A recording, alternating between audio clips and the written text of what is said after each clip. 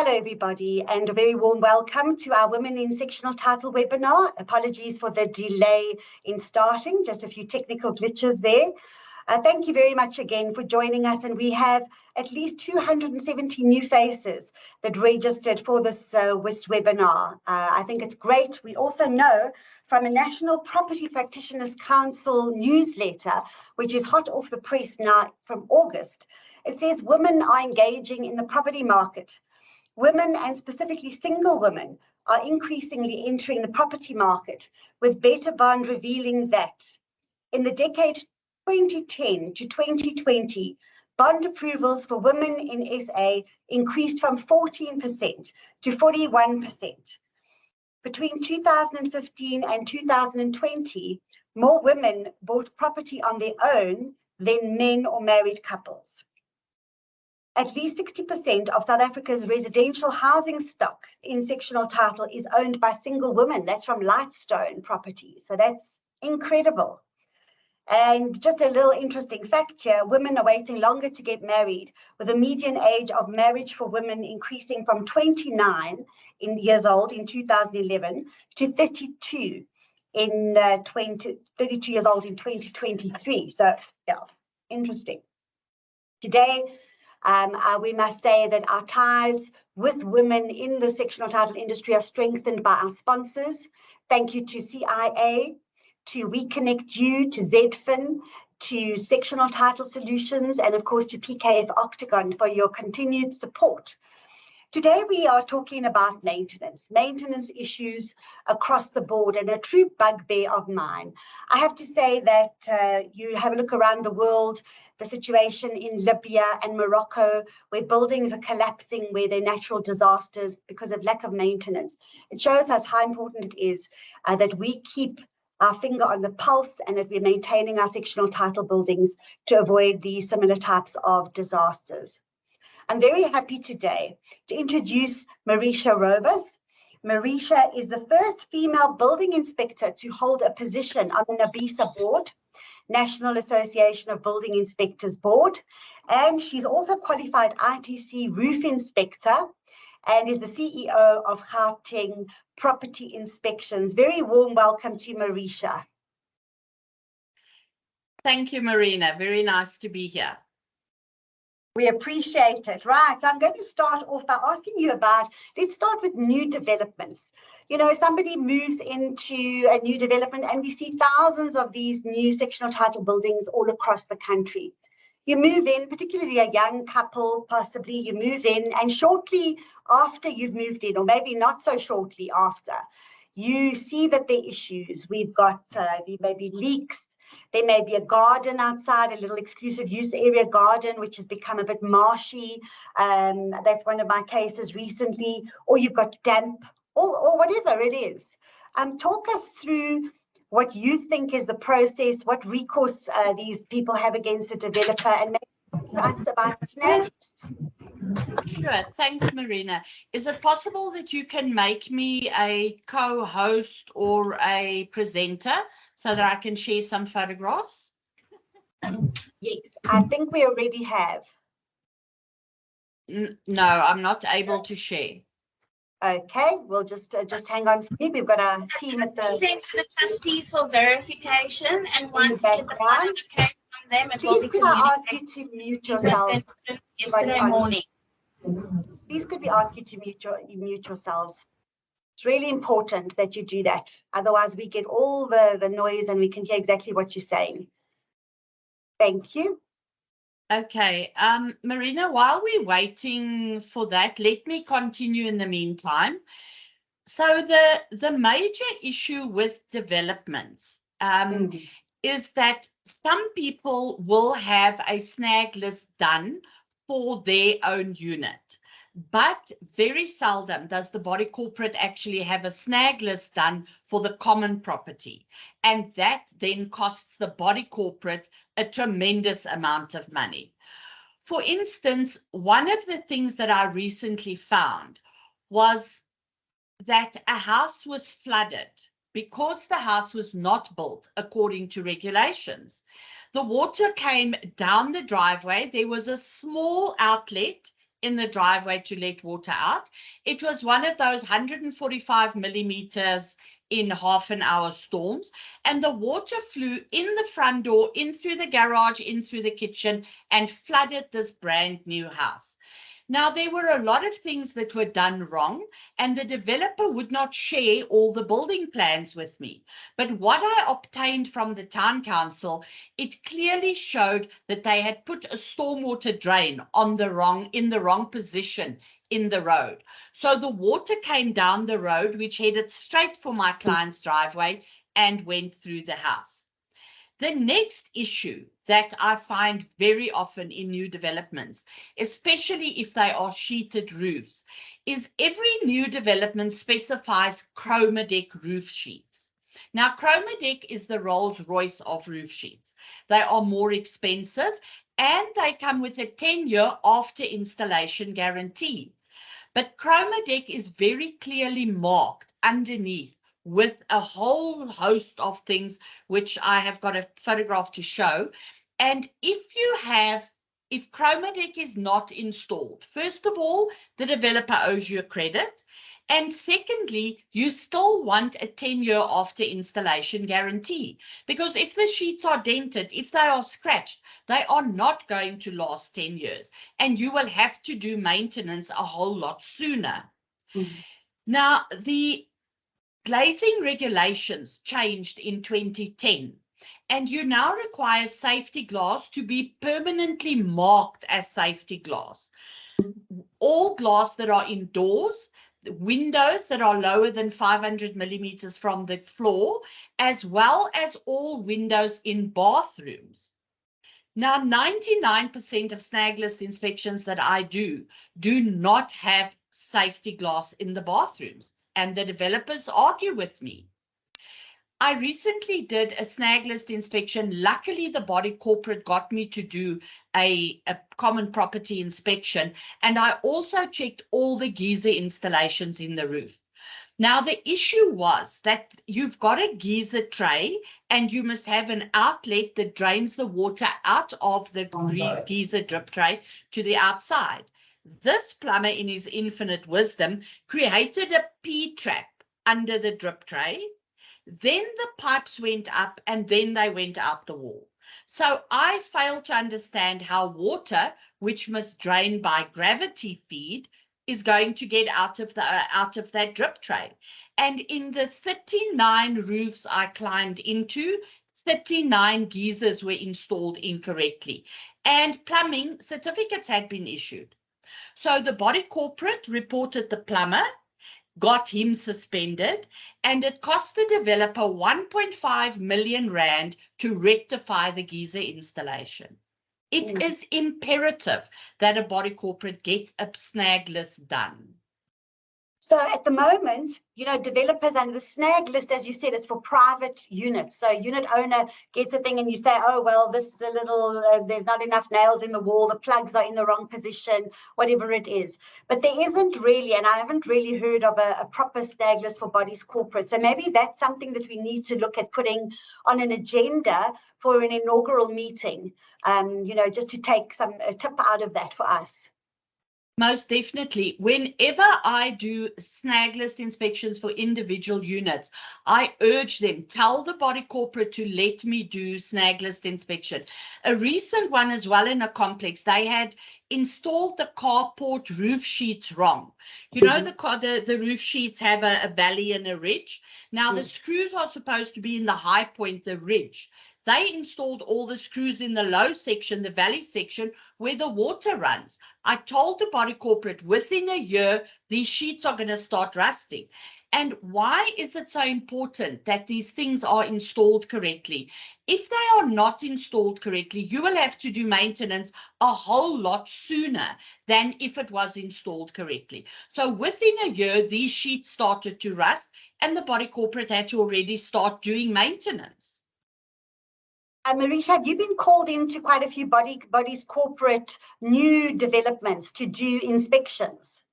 Very few. I can say that probably 5 a year, and that is a big issue. And then I find afterwards a year or so later, they come and they say, please come and do an inspection for us. We want to sue the developer because now we have to pay 3-4 million rand to have the dam repaired. The geysers are an issue. These are an issue. And then it's going to cost them a lot of extra money in attorney's fees. Because if the stuff is not done according to national building regulations, you do have a leg to stand on with the developer, but the attorney fees are also going to be very high, much higher than if you presented them with a snag list in the beginning. Then afterwards, if they haven't repaired it, you say, hey, we told you in the first 3 months, come sort it out. Absolutely. In my view, one of the drawbacks from the community scheme ombud service point of view when it comes to these kind of disputes is that developers are not taken into the fold. So the disputes, they know that at the moment the ombud is saying we don't deal with disputes with developers, right? What are your thoughts around that? It is a major problem, and the only other recourse that the people then have, but it becomes very difficult and cumbersome, is to report the builder to the NHBRC. But as a body corporate, you can't report the builder to the NHBRC because the individual units are enrolled with the NHBRC, not the whole scheme. So therefore, you have to get all the individual units to lodge complaints with the NHBRC, and they are very slow and very slack, and the best would be the lawyers, but very expensive. It is a big drawback. Yeah, I think from my perspective to the people who are listening, I really do believe that the developers should be included in dispute resolution, because in terms of Section 38 of the CSOS Act, it talks about material interest. Anyone who's got a material interest, and developers certainly do have material interests in the development, and a lot of the cases that have come across my desk, it's too late to sue developers. It's too expensive to sue developers, and it can create havoc. And it just left here. Marina, I see that I'm able to share now. Can I quickly just show a few photographs? Of course. There we go. Okay, can people see my screen? Yes, I can see it. Okay, so this is that new house that was flooded due to the construction error. If you have a look at the back, you can see how deep the water was in the driveway. It was under the bumper of the car. And the reason being that the height of the floor, the house was not 150 millimeters above ground level. And because of that, insurance rejected this claim, because the house was not built according to national building regulations. The fact that the house would have probably flooded if it was 150 millimeters above ground level because of the severe storm is besides the point. Insurance does not pay if it's not done according to regulations. The roof sheets were very dented and scratched. And this is what the chroma deck marking looks like underneath the chroma deck sheets. So if they specify chroma deck, please go and have a look that it is chroma deck. As I said, glass in bathrooms must be safety glass, and it must be permanently marked as safety glass. They can't just tell you, yes, it is safety glass. The law states very clearly, if it is not marked as safety glass, it is not safety glass. And here is the geyser. Can you see this coming out of the geyser tray? You have a P-trap. And over here, the pipes go up and then out the wall. Impossible for water to flow out.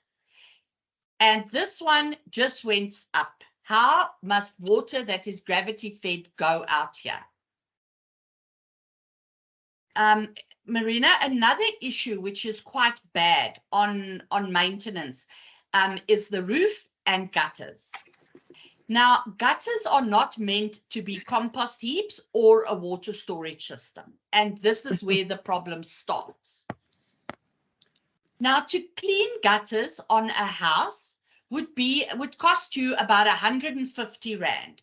On a sectional title scheme, it will be more, depending on the height of the building and how many gutters you have. But this is just for context.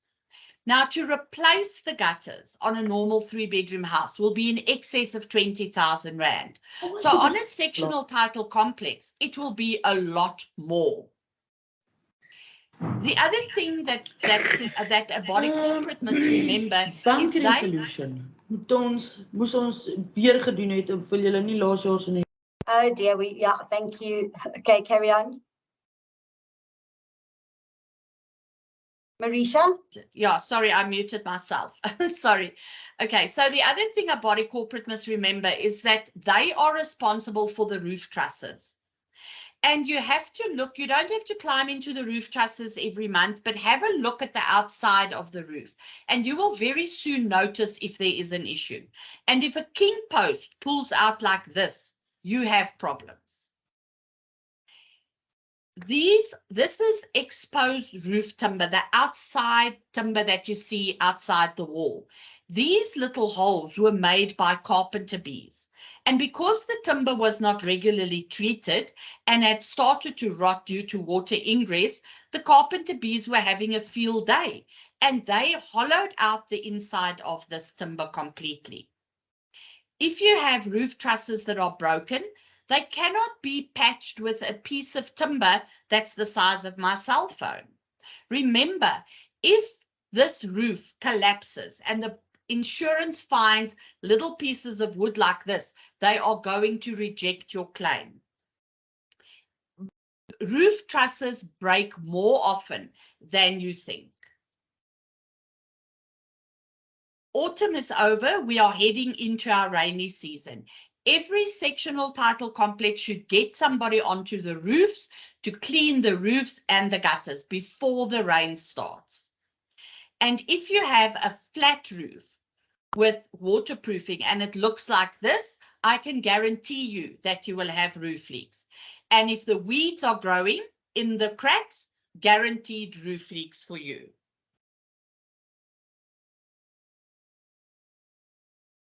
So I think we can leave it there for now. Okay. And then we can continue later again. With your photos. Yeah, no, thank you. And you know what? Picture always says 1,000 words. I think it's important to see exactly what's going on there.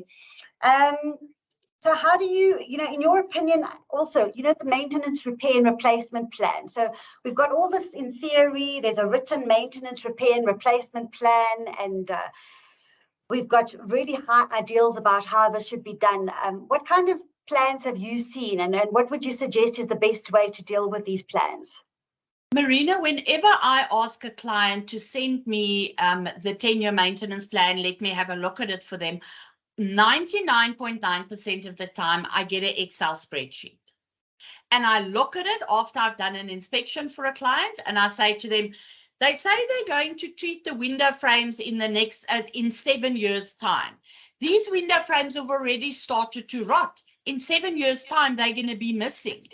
And that is the issue. Somebody on the body corporate or a managing agent decides, no, they can do a 10-year maintenance plan. They put figures in.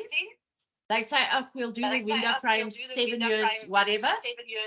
And they have no basis for what they're saying. And that is an issue.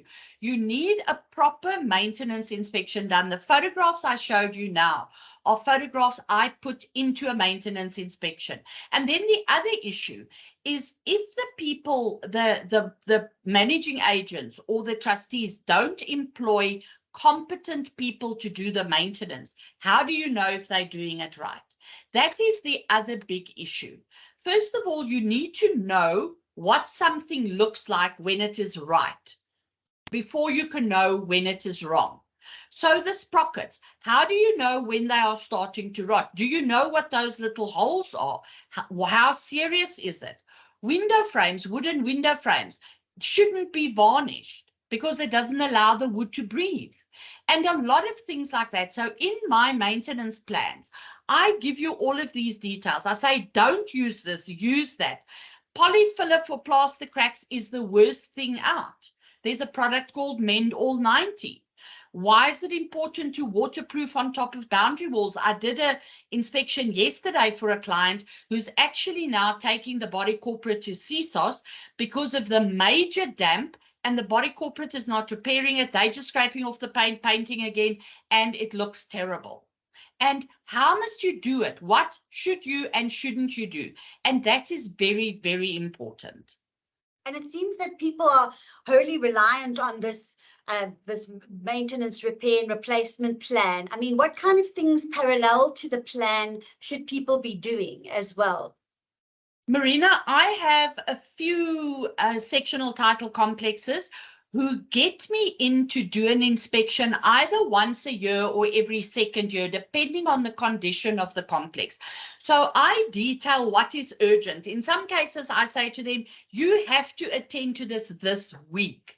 This you can do in 3 months, 6 months, a year, whatever. And then if they had a lot of items to repair, they will get me in once a year and I just take a walk around and I say, hey guys, you missed that. Or listen, this has deteriorated further, and give them guidance on how and when to do things. Other complexes who are well run and do regular maintenance, I go and do a checkup every second year. Very important that you also make sure that whoever does the maintenance knows what they're doing and they are trained. I've recorded a maintenance program, which is an online program, more than 30 hours. And in that, for instance, on the valleys, I would say this is the problem with valleys. This is why valleys must be cut open. This is how you cut them open. This is what a valley must look like. And this is why it's important. And my clients use that. They will watch the section on valleys and ridges and roofs before they get somebody in to quote. And then they say to them, I want you to quote and do A, B, C, D. Then after they've done the job, you can go and check if they've done it properly before you pay them their final money.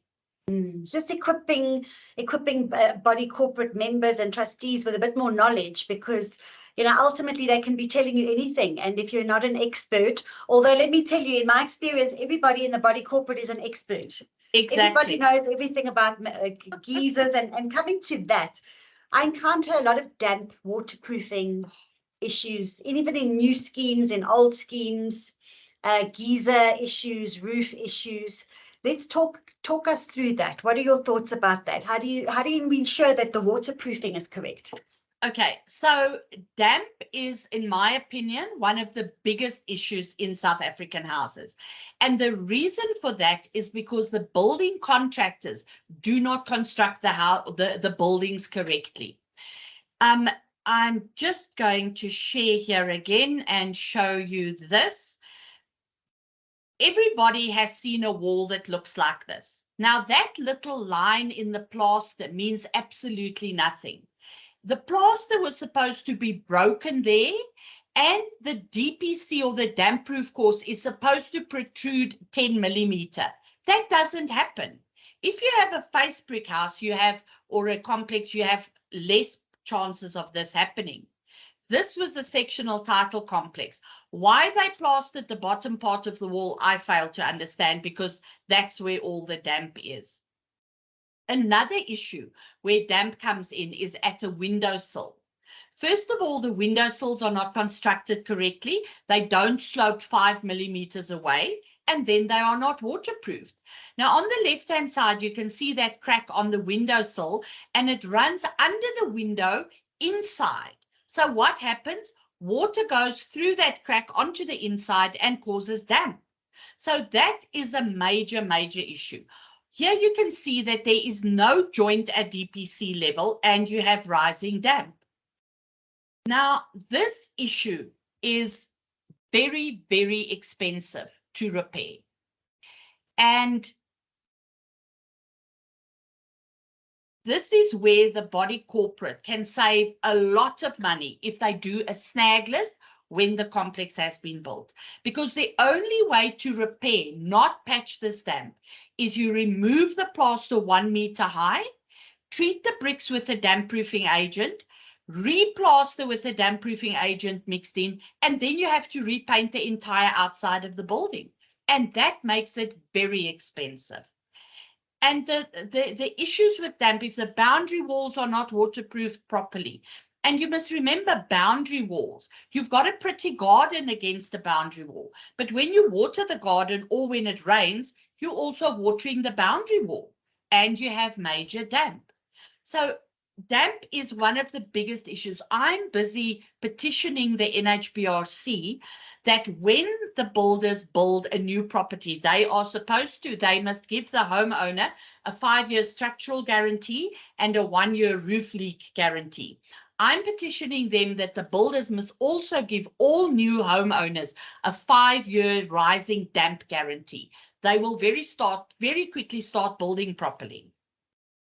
Now, there seem to be a lot of gaps, a lot of holes for these things to fall, cracks, literally. Huge. Is the pun, for things to fall through. Yes. So, you know, the costs, we're talking about expensive waterproofing, damp proofing.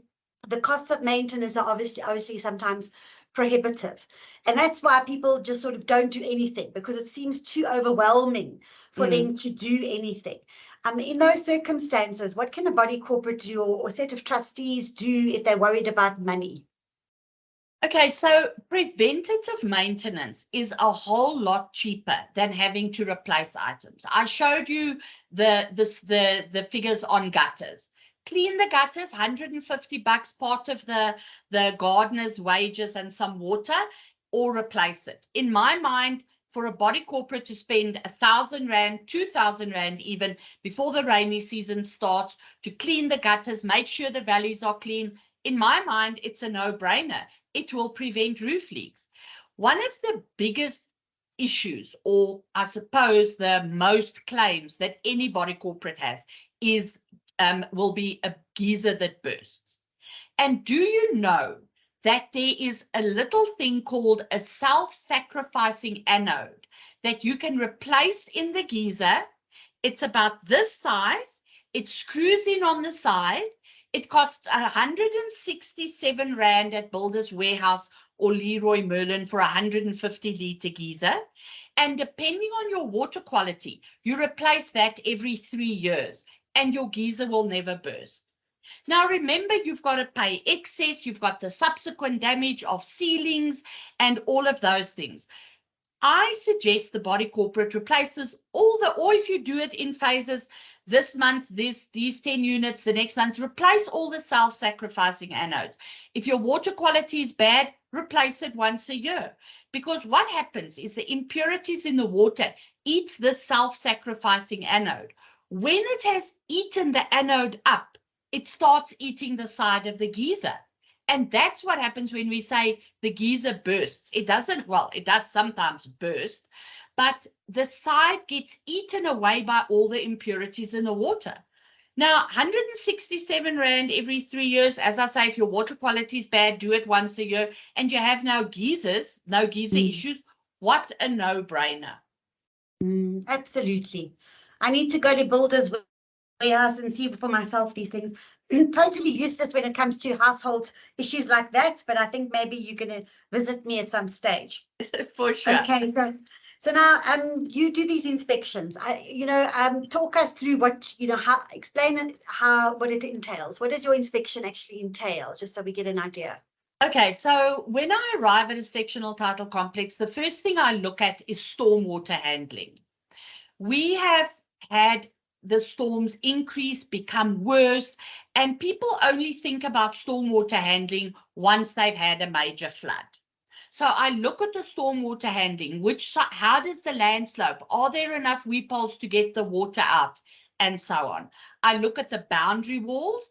Are there any issues? Because everybody plants the trees close to the boundary walls and they don't think about what the roots are doing to the boundary walls.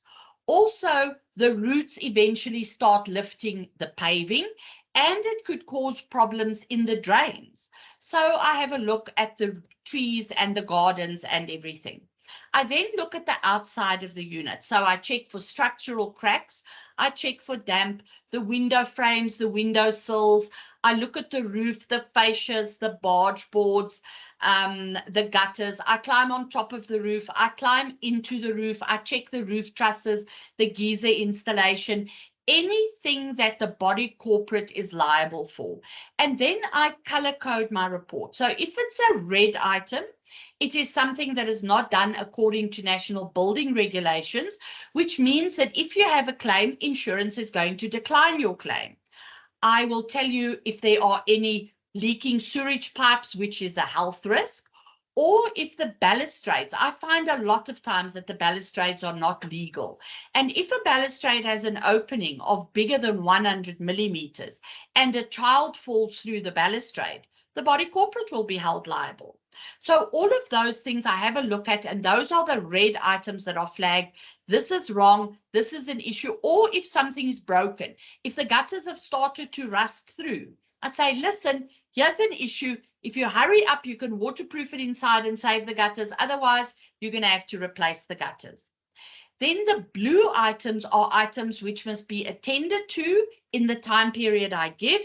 Otherwise, they're going to become red items, like clean the gutters. The window frames are going to need maintenance in the next year. And the other thing, talking about window frames, that people must remember is that aluminium window frames also require maintenance, a whole lot less than other window frames, but the aluminium window frames become very dull, especially if they are near a highway or an industrial complex. And the impurities in the air sits on the windowsills and it starts eating them. So every 10 years, you should clean the aluminium window frames. You get an aluminium cleaner, or you employ a company who manufactures aluminium window frames and let them clean it. And then the green items are items which the body corporate they don't have to break their back to get to it. But if I say you must do it in the next 2 years or 3 years or whatever, and if they are short of cash and they say, this is the amount of cash we have now, what must we do urgently? I then assist them to prioritize and say, okay, do this, do that, and this is how you handle things. Because preventative maintenance is a whole lot cheaper than actual replacement. Yeah, absolutely. I think also the one thing that interested me about your CV is that you also check for asbestos.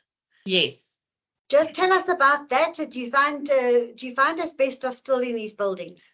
Yes, unfortunately, by May 2022, all buildings were supposed to have an asbestos inventory and an asbestos removal plan.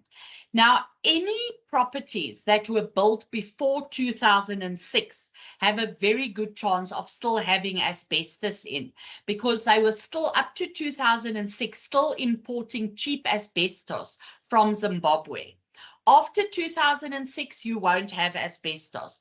So we find a lot of in the older townships, and especially in the Cape and KZN, we find a lot of asbestos roof sheets. Now, asbestos is tolerated as long as it's not broken and it is painted. The minute it's broken, the fibers have been released and that asbestos must go. I find a lot of asbestos ceilings in old houses, obviously, and then window sills and sewage pipes can also be asbestos. So very important, if you're a sectional title complex, I also find fascias and barge boards, and you have fascias or barge boards, have an inspection done, get your inventory drawn up, and then start planning to have this removed. Unfortunately, asbestos removal is very expensive because you've got the Occupation Health and Safety Act involved.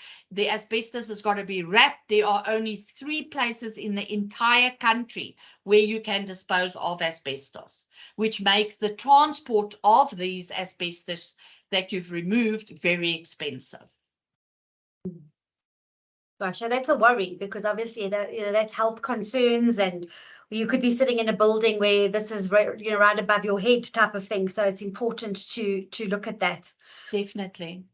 Marisia, I must say, I've enjoyed speaking to you because you're practical. You take a practical approach. And again, I think it's daunting and quite overwhelming for trustees to decide what to do, and even managing agents. They've got so much on their plates Now, all of a sudden to have to run around and look to see what needs to be done in a complex. But I mean, obviously it's of critical importance. We've just got a few minutes left.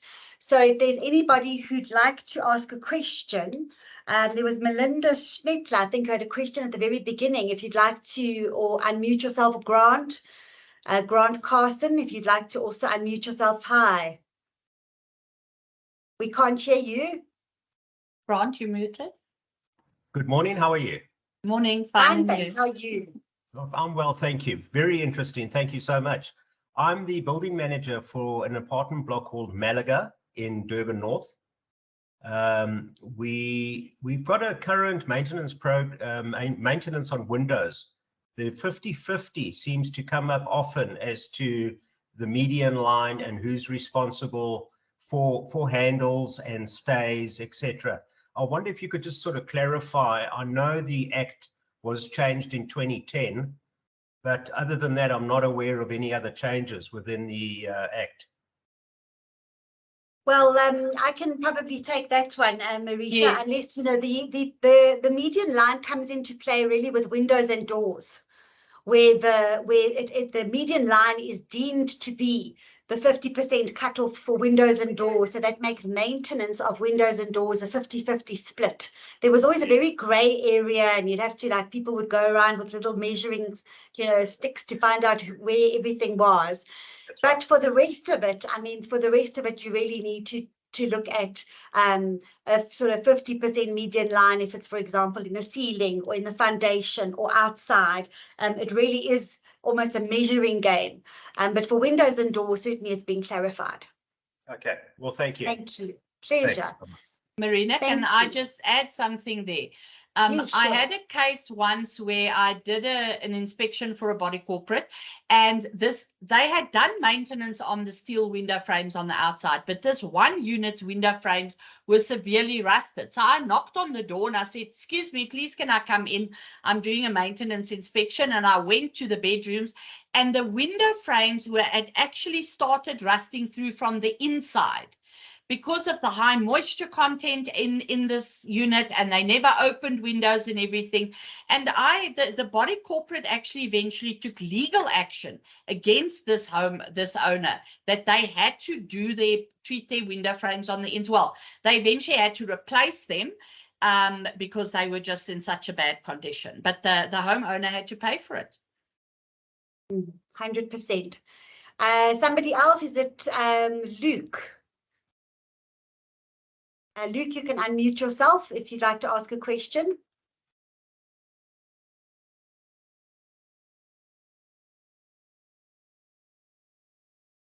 No, can't get hold of Luke. Maybe he's not listening to us at the moment. Anybody else with a question? We'll give you a few seconds. No. All right. Well, I must say you are proactive. It's been insightful. I worry about you, Marisia, though, climbing into all those roofs. 39 roofs, and you're on top of them, and you get into them. I think maybe the body corporates need to sign some sort of indemnity before you come and visit them. but you have to take care, and we appreciate all this information. And I mean, it's so much to talk about. We might have to even schedule another webinar at some stage. So I would like that. Thank you very much for having me, Marina. And if anybody's got any questions, they're welcome to contact me. Thank you. Thank you so much. We'll have Maricia's details for you if you want to email us. Yes. Sorry, before you leave, I have a question, a burning question. I'm going back to the beginning where you were talking about the snag list done by the developer or with the developer. I just had a question in regards to who would be responsible for that snag list. Would it be something that the managing agent would have to outsource to a third party, or would that be something that could be done? I only ask because previously, as a PM, that was an expectation of us, where we had to meet with the developer on site, do a snag list, and then after a certain period, we'd meet with them again, go through and make sure that those were attended to. Obviously, we don't have the maintenance, as a portfolio manager, I myself don't have the maintenance background that, say, Marisia would as a maintenance professional. So what is your take on who should be responsible for doing that, so to say? Okay, Megan, that is why you need a third party, independent third party with knowledge of national building regulations, because you as a portfolio manager will maybe just look and say, okay, but hold on, this door is scratched, or this door hasn't got a door handle, or the paint is ugly there. I do look at things like that, but I look at what is not done according to national building regulations, because that is where the big problem comes in. And my biggest fight with builders and developers, and the answer I always get, which drives me mad, is I've been building like this for 20 years. And I'm like, yes, but you've been building wrong for 20 years. And that is the big issue. So employ a professional property inspector who knows, but please make sure that they know their national building regulations and give them the plans and everything, because that is very important.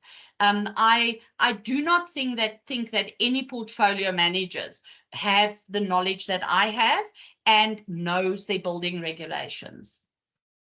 Thank you, Marisia. Thank you. Our time is up. Unfortunately, we need to, your questions, please email them to me and I'll get Marisia to answer you. Marisia, again, First Lady Building Inspector on the board of NABOSA. It's been a great pleasure. Thank you. And to our Wisters, we will see you next month. It comes quicker than you think. Thanks so much. Bye-bye.